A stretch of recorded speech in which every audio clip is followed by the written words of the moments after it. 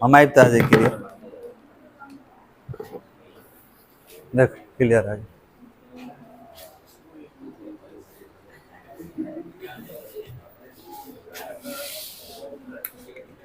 चलिए जहां तक हुआ था वहां से आगे कंटिन्यू करेंगे वाले।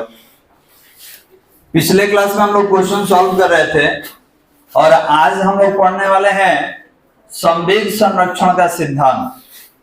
आज हम लोग पढ़ेंगे principle of conservation of linear momentum. Heading दिया जाए, हेडिंग देंगे संवेग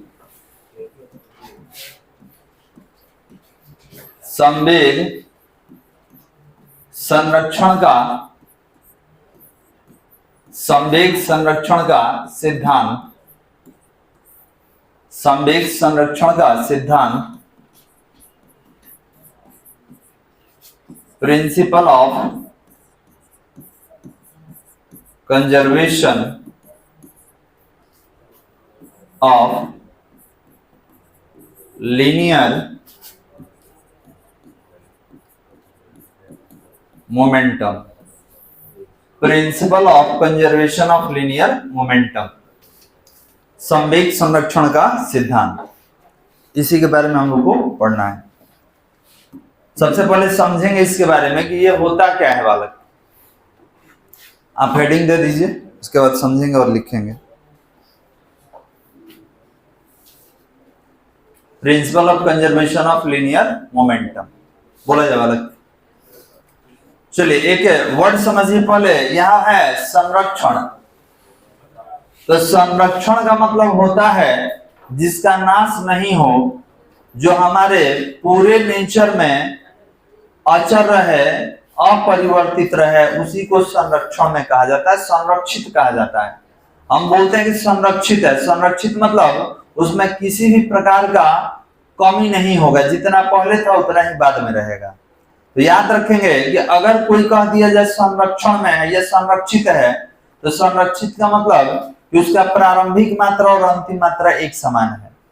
तो हम लोग पढ़े ऊर्जा संरक्षण का सिद्धांत। ऊर्जा संरक्षण का सिद्धांत कहता है कि ऊर्जा ना तो उत्पन्न होगा ना ही नष्ट होगा, इसका केवल रूपांतरण होता है। तो बिल्कुल जैसे ऊर्जा का रूपांतरण होगा उसी तरीके से संवेग का भी नाश नहीं होता, इसका भी रूपांतरण होता है। हो सकता है कि संवेग हम में से आप में चला जाए, एक पिंड से दूसरे पिंड में चला जाए, लेकिन इसमें नाश नहीं होता है। इसको समझने के लिए एक एग्जांपल लेना होगा। चलिए एग्जांपल देखा जाए। इस संवेग के बारे में आप बता रहे हैं कि अचर होता है। अचर कैसे होता है थोड़ा सा बात किया जाए। हम यहाँ पर दो पिंड लेंगे, ठीक है। हम एक पिंड ए लेंगे और इसका द्रव्यमान ले लिया जाए 10 केजी, और इसका जो वेग होगा प्रारंभिक वेग 20 मीटर प्रति सेकंड होगा। और इसी के सामने एक और पिंड ले लिए बी और इसका भी द्रव्यमान ले लिए 10 केजी, और इसको हम विराम में कर दिए, नहीं चला रहे हैं। तो जब ये इधर से गति करते हुआ आया तो इसके साथ क्या कर दिया, टक्कर कर दिया, टकरा गया। और जब टक्कर हो गया बालक, तो टक्कर के बाद हम क्या देख रहे हैं कि जो ए था गति में था, ये रुक गया, ये नहीं चल रहा है, ठीक है। ये जो है रुक गया, ये नहीं चल रहा है। और जो रेस्ट में था, जब ये टक्कर मारा तो अभी चलने लगा, ये रुक गया। मतलब यहां से बी जो है ये भी 10 केजी का था, और ये क्या होगा, ये गतिशील हो जाएगा। कितना से, तो उसी के वेग से 20 मीटर प्रति सेकंड से। तो अब जो चल रहा था रुक गया, और जो रुका था चलने लगा। कितना वेग से, तो उतना ही वेग से जितना वेग से पहले चल रहा था। तो अब बताइए कि अगर हम बात करें कि बताइए यहाँ पर ए का प्रारंभिक संवेग कितना होगा, तो कहिएगा संवेग होता है द्रव्यमान गुणे वेग। तो 10 है और 20 है, तो बताइए 200 हो गया। इसका अगर दूसरे पिंड का बी का संवेग पूछा जाए तो क्या होगा, 0। क्यों, नहीं चल रहा है। तो द्रव्यमान गुणे वेग कीजिएगा तो ये 0 बना देगा इसको। अब आइए टक्कर के पहले का संवेग हो गया, टक्कर के पहले का संवेग हो गया। अब आपसे कहा जाएगा कि टक्कर के बाद का संवेग बताइए, बाद का।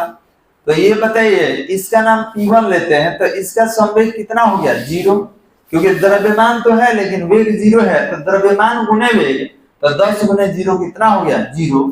अब इसका संवेग बताइए, तो कहिएगा द्रव्यमान गुने वेग, तो 10 गुने 20 बराबर कितना 200।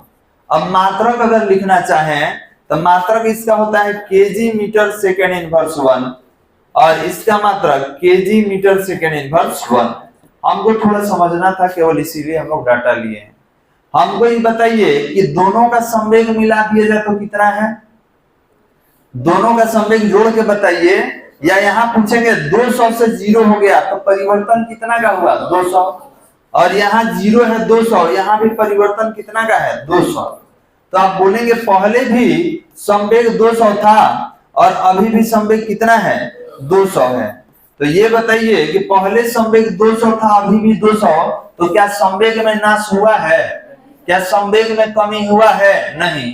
तो इसी को कहा जाता है संवेग संरक्षण का सिद्धांत। क्लियर है बात? यहाँ एक काम हुआ है कि पहले हम दौड़ रहे थे, आप विराम में थे, अब आप दौड़ रहे हैं, हम विराम, मतलब मेरा संवेग कहां चला गया आपके पास, लेकिन यह संवेग अचर है बालक, ठीक है। आपके पास रहे या हमारे पास रहे, लेकिन रहना उतना ही चाहिए। तो आप बोलेंगे कि सर यहाँ भी संवेग हमको दिख रहा है 200 और यहाँ भी संवेग दिख रहा है 200, अंतर यह है कि पहले संवेग ए के पास था, अब किसके पास है बी के पास, यही अंतर है। लेकिन संवेग रहेगा कैसा अचल, इसी को कहते हैं कि संरक्षित है। संरक्षित मतलब जितना पहले था उतना अभी भी है। कोई दिक्कत बालक समझने में? यही संरक्षण है। अब मान लिया कि मेरे पास 100 रुपया है, 20 रुपया आपको दे दिए, 20 रुपया आपको दे दिए, 60 रुपया उनको दे दिए, तो हमारे पास से तो ऊर्जा चला गया, एनर्जी लॉस कर दिए। लेकिन आपका, इनका और इनका, तीनों आदमी का जोड़ देंगे तो 20 20 40 60 कितना हो गया 100। तो हमारे पास नहीं है लेकिन वो आपके पास चला गया, तो सिस्टम में होना चाहिए बालक। हो सकता है मेरे पास या रहे या नहीं रहे, तो हम क्या कर दिए, क्या हो गया, रूपांतरित हो गया, परिवर्तित हो गया। तो याद रखेंगे संवेग जो होता है हमारे नेचर में परिवर्तित हो सकता है, लेकिन उसका नाश नहीं होता है। केमिस्ट्री आप पढ़ रहे हैं तो उसमें इलेक्ट्रॉन का नाश होता है नहीं, इलेक्ट्रॉन का स्थानांतरण होता है। पहले इतना था, बाद में क्या होगा, उतना ही रहेगा, खाली बदल जाता है। समझ में आ रहा है बालक?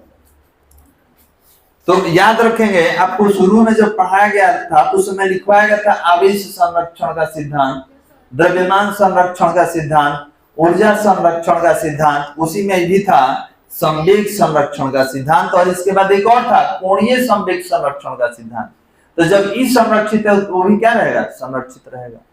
कोई दिक्कत समझने में? तो यही हमको पढ़ना है बालक। लिखा जाए इसके बारे में, लिखेंगे पैराग्राफ चेंज करके सिद्धांत लिखकर डैश दे दीजिए, सिद्धांत लिखकर डैश दे देंगे बालक, सिद्धांत लिखकर डैश दे दिया जाए।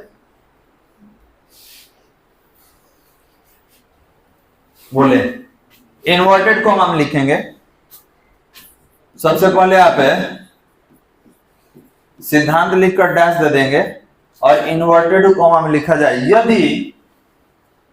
यदि किसी पिंड या निकाय पर, यदि किसी पिंड या निकाय पर लगने वाला बल, यदि किसी पिंड या निकाय पर लगने वाला बल, यदि किसी पिंड या निकाय पर लगने वाला बल शून्य हो तो,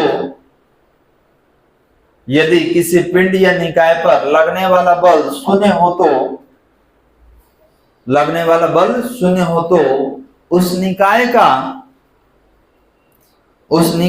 संवेग, उस निकाय का संवेग अचर होता है, उस निकाय का संवेग अचर होता है, उस निकाय का संवेग अचर होता है। इन्वर्टेड कॉमा बंद कर लीजिए, इन्वर्टेड कॉमा बंद। यहां लिख रहे हैं अर्थात जब F बराबर, अर्थात जब F बराबर 0 हो तो, F बराबर 0 हो तो P बराबर अचर, F बराबर 0 हो तो P बराबर अचर।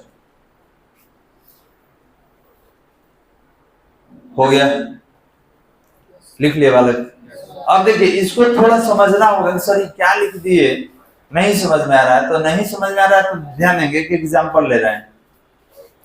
यहां पर हम एक पिंड ले लिए M1 2 kg का, और हम कह दिए कि ये जो है आपका 10 मीटर प्रति सेकंड के वेग से गतिशील है। तो अब बताइए कि इसका संवेग पूछा जाए कि संवेग कितना होगा, तो आप कहिएगा द्रव्यमान गुणे वेग 20 होगा सर। और हम बोल दिए कि इस पर बॉले नहीं लगाएंगे तो इसका वेग 10 से बढ़ जाएगा।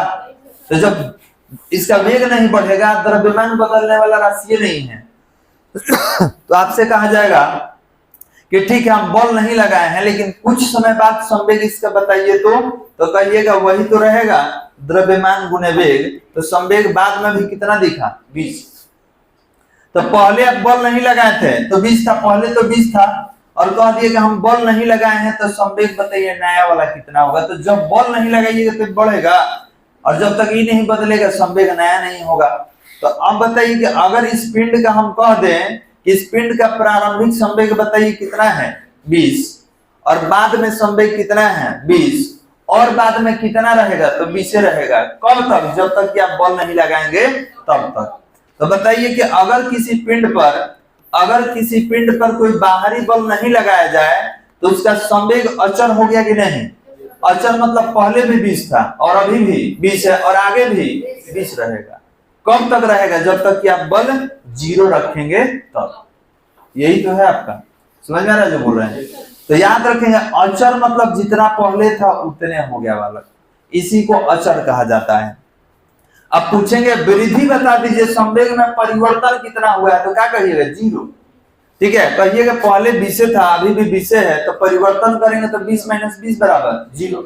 तो इसी को कहा जाता है कि जब f बराबर 0 हो तो p क्या होगा? अच्छा, क्लियर है बालक? तो यही हमको थोड़ा सा लिखना होगा, एग्जाम्पल मत लिख लीजिएगा, खाली ई वाला लिखेंगे ऊपर वाला। अब इसको थोड़ा सा हम लोग प्रमाणित भी कर लेंगे। ऊपर वाला लाइन लिखिएगा बस, ये नीचे वाला नहीं लिखना है।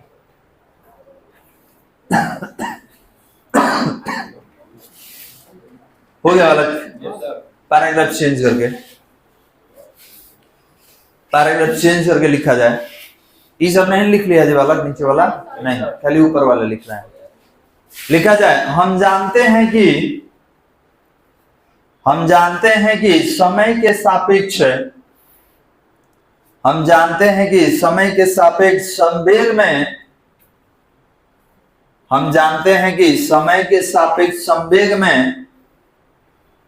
संवेग में परिवर्तन का दर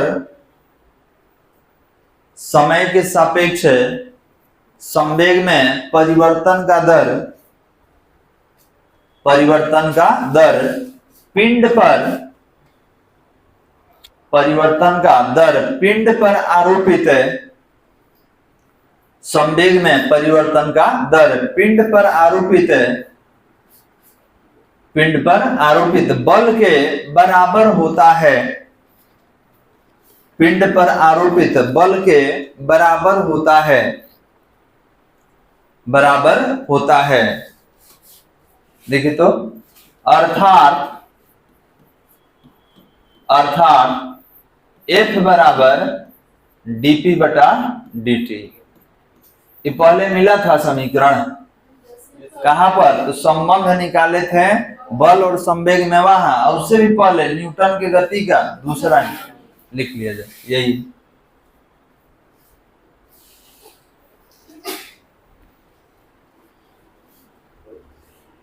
हो गया। अब देखिए यहां लिखेंगे, पहले हम कंप्लीट कर ले रहे हैं उसके बाद ही आप लिखिएगा, ज्यादा प्रयास करना है समझने के लिए। तो यहां लिखेंगे कि जब f बराबर 0 हो तो आप एक काम कीजिए ना, f के जगह 0 लिख दीजिए। तो 0 इक्वल टू क्या होगा? तो dp अपॉन dt होगा। dp अपॉन dt ये भी सदिश होता है, ये भी सदिश होता है। तो अब बताइए कि जब dp अपॉन dt, तो जब dp निकालिएगा तो 0 से गुना हो जाएगा। तो यहां अगर लिखा जाए तो कहिएगा कि सर dp बराबर तो 0 हो गया। तो अब dp बराबर 0 का मतलब क्या होता है? तो dp को हम क्या लिख सकते हैं? तब P2 माइनस P1 लिख सकते हैं। D मतलब परिवर्तन होता है, पढ़ाए हैं।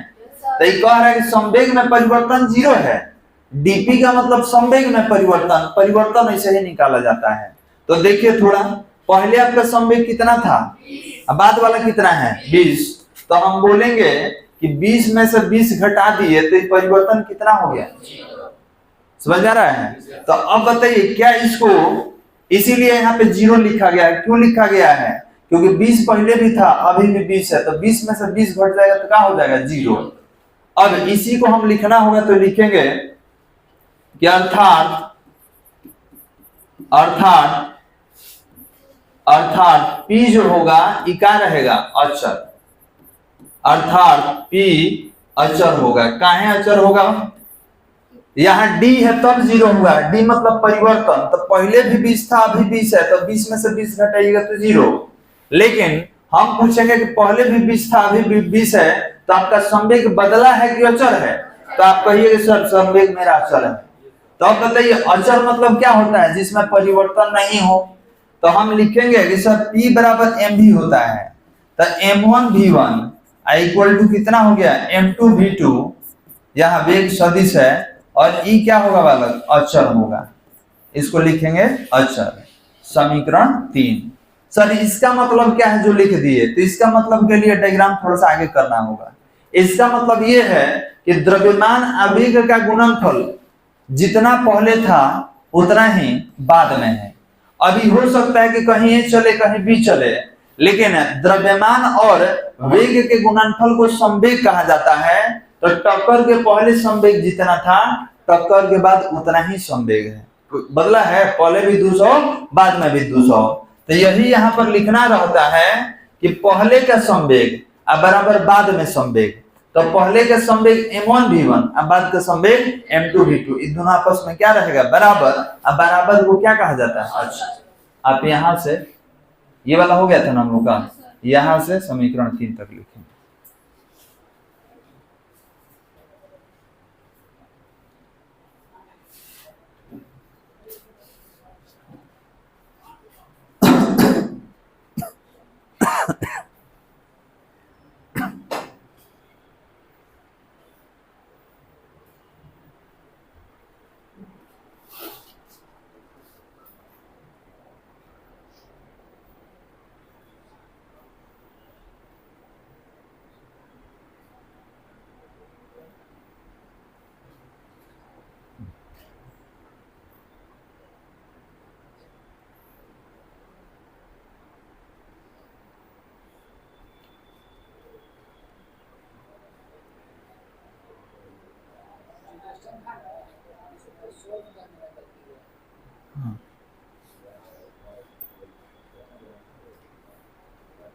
उतना रहा है,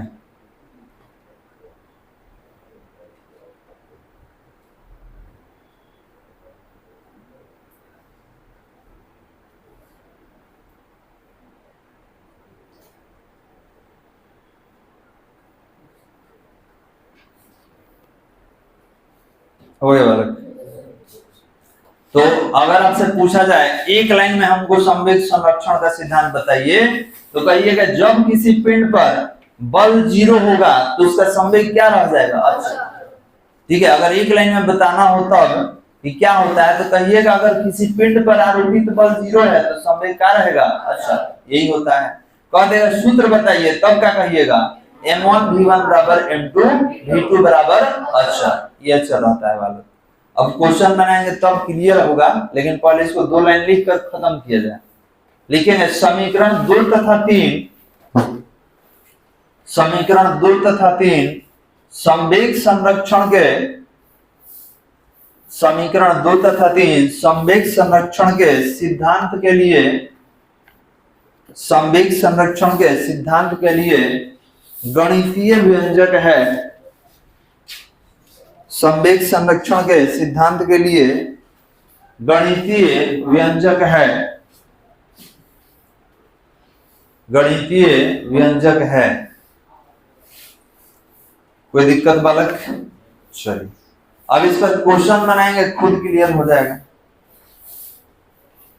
कल जो तुम डाउट पूछ रहा था क्लियर हो गया, ठीक।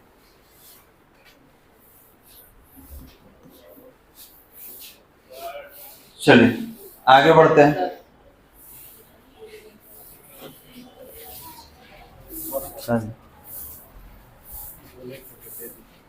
अच्छा आपको दे देंगे, घबराइए मत, हम वही आगे दे देंगे।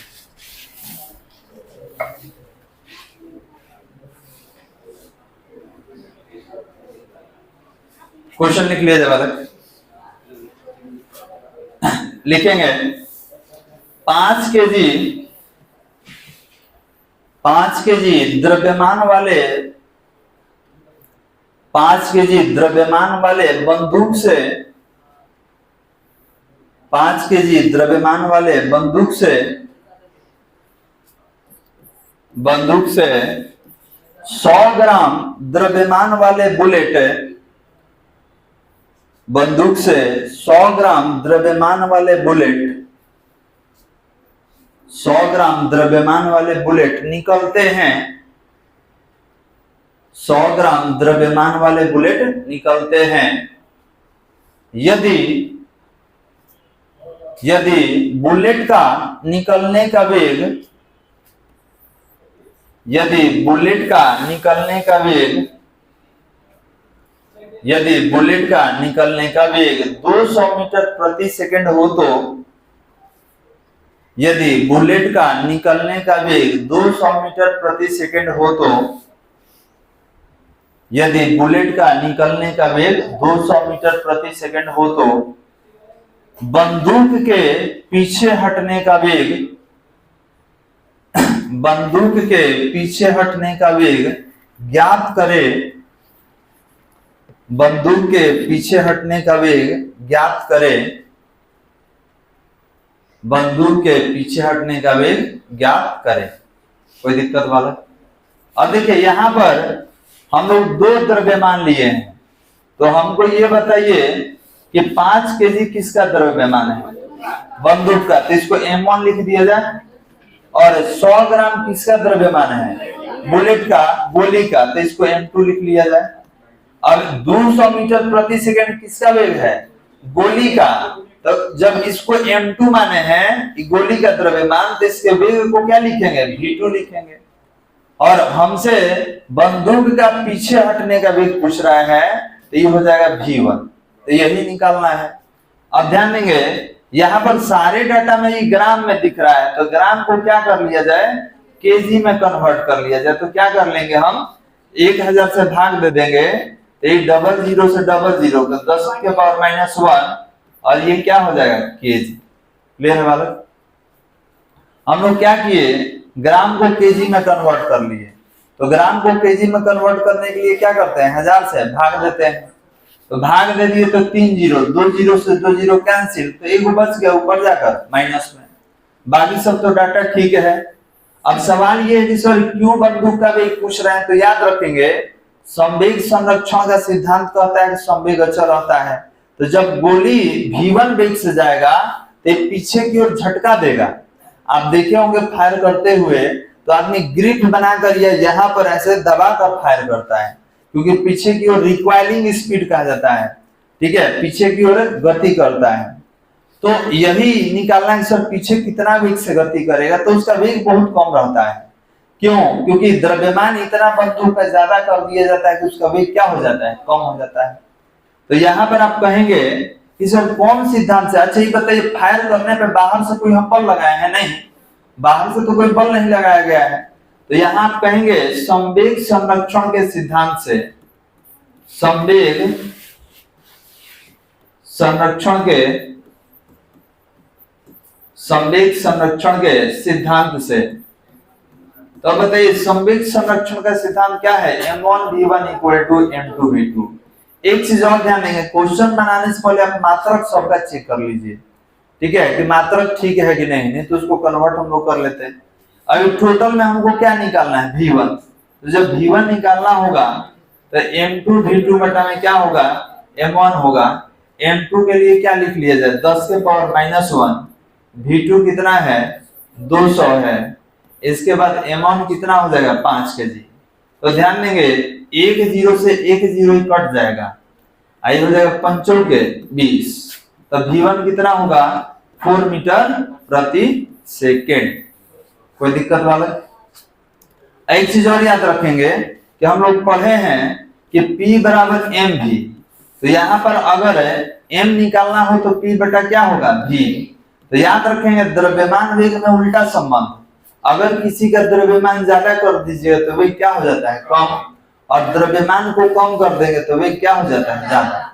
इसीलिए हम लोग गोली को हल्का रखते हैं और बंदूक को भारी, क्योंकि बंदूक भारी रहेगा तो पीछे कम आएगा, ठीक है, और गोली हल्का रहेगा तो उसका वेग क्या रहता है ज्यादा रहता है। कोई दिक्कत वाला जल्दी बनाइए।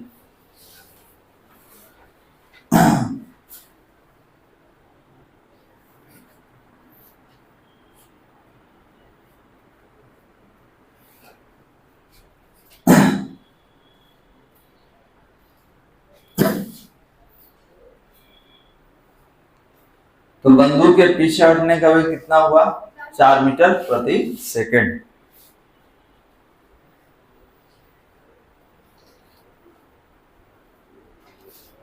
अब इसमें देखिएगा गोली का वजन कम कीजिएगा तो ये क्या हो जाएगा, गोली का वजन कम करेंगे, अगर उसको आप कर दीजिए कितना 10 ग्राम कर दीजिए तो ये देखिएगा कम हो जाएगा, क्योंकि गोली धीरे निकलेगा तो आपको भी धक्का पीछे धीरे से देगा, ठीक है। डिपेंड करता है उसके द्रव्यमान पर, उसके वेग पर। देख लीजिए फॉर्मूला में m2v2 अपॉन m1 है। तो संवेग संरक्षण का सिद्धांत कहता है कि जितना गोली का संवेग होगा उतना ही बंदूक का भी संवेग होगा। अच्छा, अगर आपसे क्वेश्चन पूछ दिया जाए कि रॉकेट किस सिद्धांत पर आधारित है, तो संवेग संरक्षण के सिद्धांत पर, क्योंकि आप देखेंगे जब सैटेलाइट लॉन्च किया जाता है, रॉकेट लेके जाता है तो नीचे धुआं जैसा आग जैसा जलता है और नीचे दाब लगाता है तब ऊपर उठता है। पानी में तैरते समय हम लोग पानी को पीछे काटते हैं ना जी, तो आप पीछे धक्का देते हैं तो पानी आपको आगे की ओर धकेलता है। तो याद रखेंगे ये डिपेंड करता है हम ही पर। आपको ये भी बताया था कि हम लोग जब जमीन पर चलते हैं तो इस तरीके से दबाते हुए चलते हैं। आपको कहा जाए कि नहीं दबाना है, ऐसे चलना है, ऐसे चल पाइएगा नहीं चल पाएंगे। क्यों? जब तक हम दबाएंगे नहीं, जब तक हम इस पर बल आरोपित नहीं करेंगे तब तक आगे की ओर नहीं बढ़ पाते हैं। तो जमीन क्या होता है, जमीन तो स्टेबल है तो उस पर बल लगाते हैं तो वो आगे पीछे नहीं होता है, हमारा बॉडी क्या हो जाता है आगे हो जाता है। तो याद रखेंगे हर जगह संवेग संरक्षण का सिद्धांत काम करता है। अंतर ई है कि कहीं पर आपको वेग दिखता है कहीं पर नहीं दिखता है, लेकिन हमारे नेचर में यह चल रहता है वाला। कोई दिक्कत इसको बनाने में? चलिए अब थोड़ा सा आगे बढ़ेंगे अगले टॉपिक की ओर, जिसका नाम होगा आवेग। हटा दे इसको। तो ये आप v1 किसका वेग निकाले हैं पहले ही बताइए। बंदूक के पीछे हटने का वेग, कि बंदूक कितना वेग से पीछे हटेगा, क्योंकि अगर m1 है बंदूक का द्रव्यमान तो v1 है बंदूक का वेग, अगर m2 है गोली का द्रव्यमान तो v2 है गोली का वेग। जो लीजिएगा एक साथ हम लोग लेंगे m1 v1। अभी नहीं कि बंदूक का द्रव्यमान m1 है तो बंदूक का वेग v1 कर दी, गोली का वेग v1 कर दी। जो जिसके लिए लिए है वही लीजिएगा, यही बनाने में गड़बड़ हो जाता है।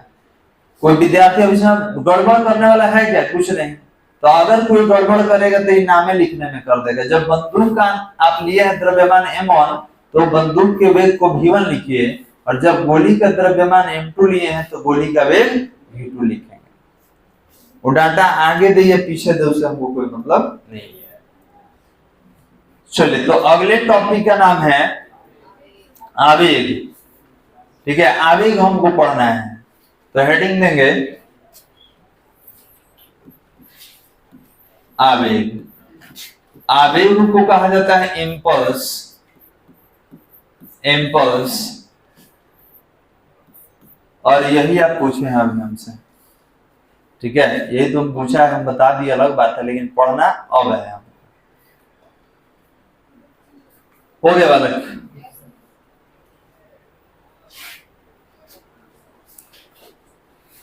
चलिए आवेग को समझते हैं कि सर आवेग क्या होता है।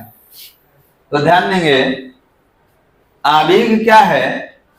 तो अगर किसी पिंड पर हम बहुत कम समय के लिए बल लगाते हैं तो आवेगी बल और उस बल को लगाने में समय अंतराल के गुणनफल को आवेग कहा जाता है। इसका मतलब यह है कि सर हमको अगर आवेग लिखना हो या परिभाषित करना हो तो ये होता है आवेगी बल।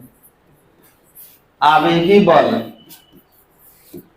गुणे समय।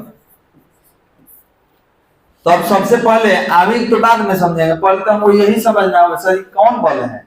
हम नाम नहीं सुने हैं, इतना पहले इतना बल पढ़ा है लेकिन ये तो नहीं सुने हैं। तो याद रखेंगे आवेगी बल के बारे में कि जब किसी पिंड पर बहुत बड़ा बल बहुत कम समय के लिए काम करता है उसको आवेगी बल कहा जाता है। जब किसी पिंड पर बहुत बड़ा बल बहुत कम समय के लिए काम करता है तो उसको क्या कहेंगे, आवेगी बल। अब मानिए कि एक्सीडेंट वगैरह होता है तो आप देखे होंगे कि बहुत कम समय के लिए बल लगाता है, तो ये जो बल लगाया ये बल का नाम आवेगी बल होगा।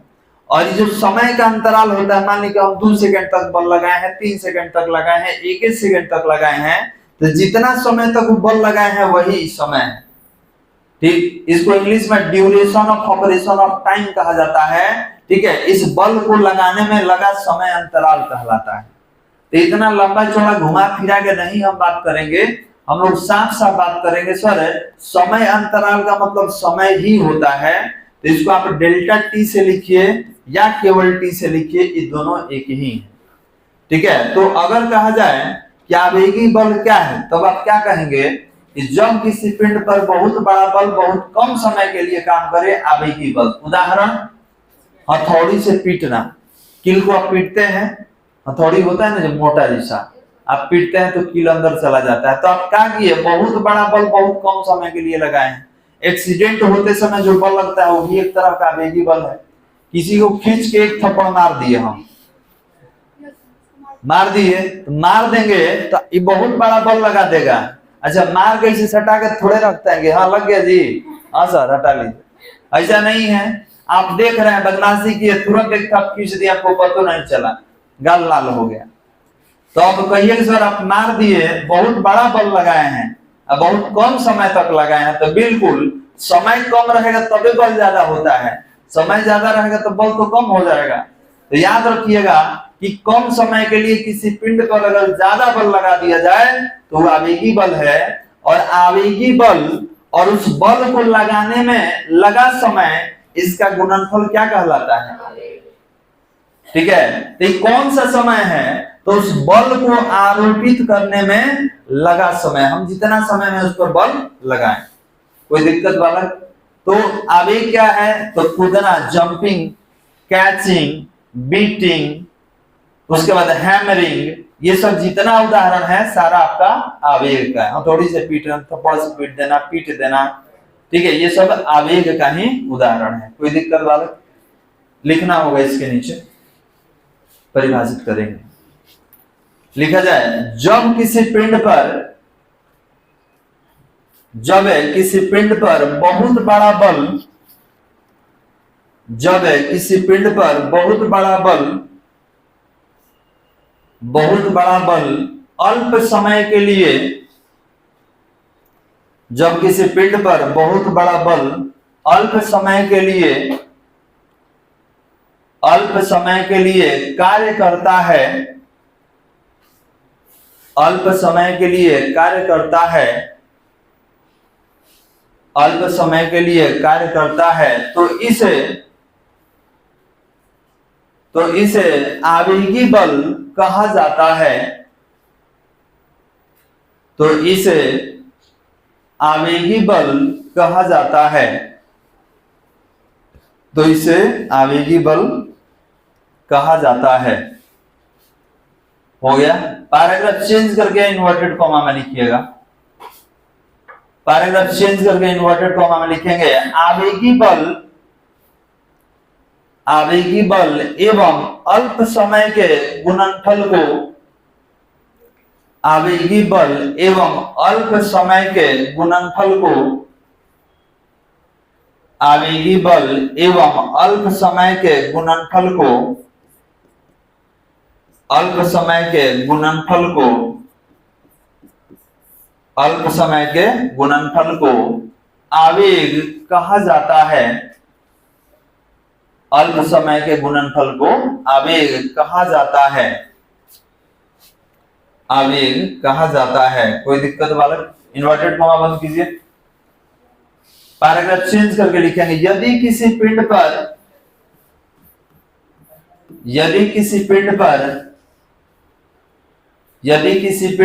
आवेगी बल F है, यदि किसी पिंड पर आवेगी बल F है, F वेक्टर के साथ आवेगी बल F है, अल्प समय डेल्टा टी के लिए आरोपित हो तो, अल्प समय डेल्टा टी के लिए आरोपित हो तो पिंड का आवेग डैश दे दीजिए और सामने जो दिख रहा है इसको लिख लेंगे। पिंड का आवेग तो I बराबर F इंटू डेल्टा टी।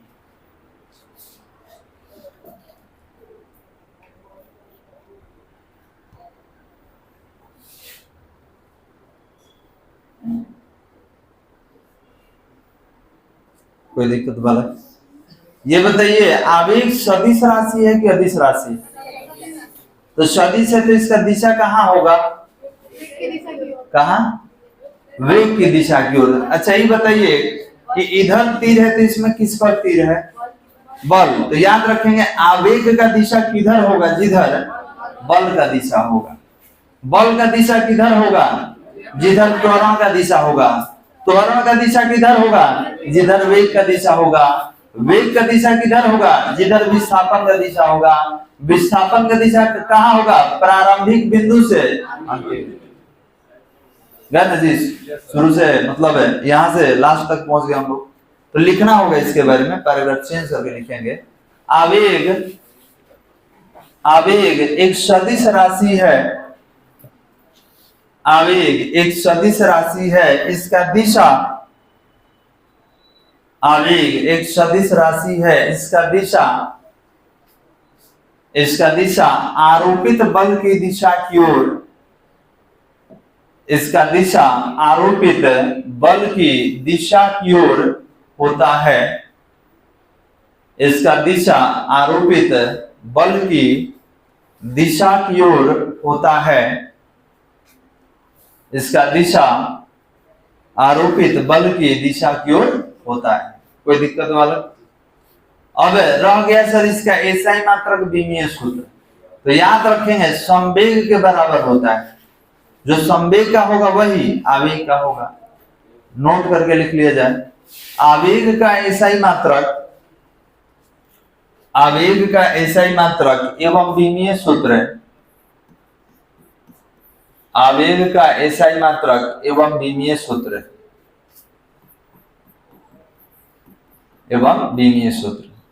तो ध्यान देंगे बल है तो बल का क्या होगा? तो बल का होता है केजी मीटर सेकेंड इनवर्स 2 और टाइम है तो ये वो सेकेंड हो गया। तो इसका पावर कितना है जी? 1। तो देखिए -2 में से ये वो घटा दीजिएगा तो कितना हो जाएगा? KG metre second inverse 1। यही ना उसका था। और इसका मात्रक एक और है, बल को न्यूटन और समय को सेकेंड। तो ये दोनों मात्रक है। तो आप ई देख के पहचान जाइएगा कि सर यही उसमें भी आया था। तो केजी मीटर सेकेंड इनवर्स 1 या न्यूटन सेकेंड। अब विमीय सूत्र कहेगा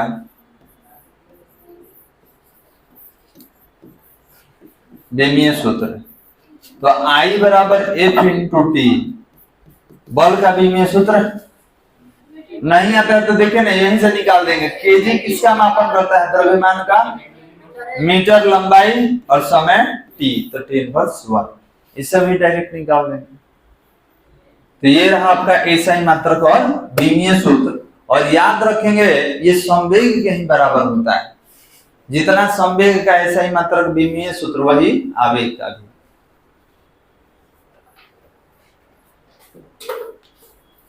तो इसमें और कुछ है जो कि हम लोग अगले क्लास में बात करेंगे। बस रोक दीजिए।